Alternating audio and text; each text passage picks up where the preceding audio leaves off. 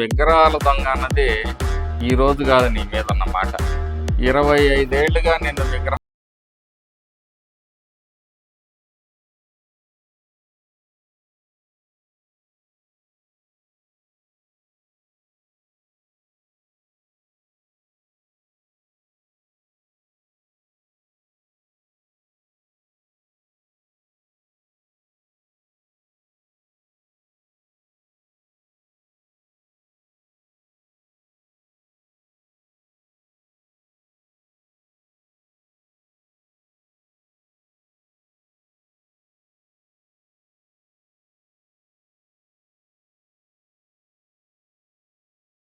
అవినీతి విగ్రహాల దొంగలు వీళ్ళు అన్నదమ్ములు విగ్రహాల దొంగతనాలు చేసి గుళ్ళో జైలుకు వేచారు.